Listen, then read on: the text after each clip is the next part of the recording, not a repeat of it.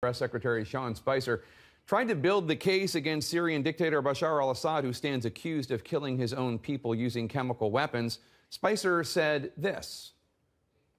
We didn't use chemical weapons in World War II. You had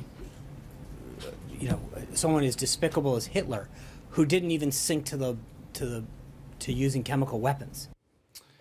Now, it is true that the Nazis did not use chemical weapons in combat against, say, the British Army or the Soviet Army, though they did happen to use them to kill Soviet prisoners of war. But the comparison Spicer was attempting was not about combat weapons against troops. It was about Hitler not, quote, sinking to use chemical weapons on innocent civilians. And to state the obvious, Hitler obviously did sink to using chemical weapons against innocent civilians, specifically a poison gas called Zyklon B.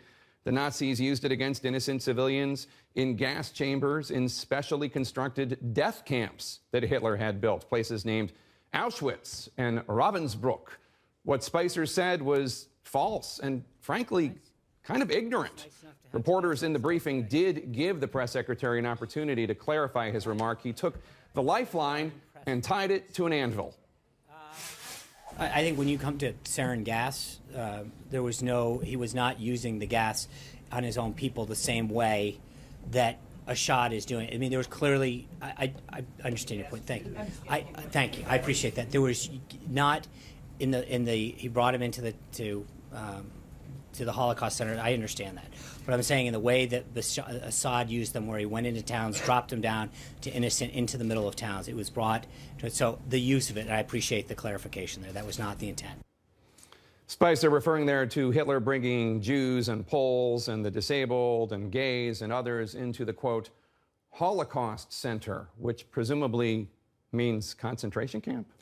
Hitler used chemical weapons to kill his own people, innocent civilians. He didn't drop them in the middle of Berlin, no, but he used them to kill German Jews, so he did use them to kill his own people. Sean, the U.S. Holocaust Memorial Museum, it's just a few blocks away from the White House.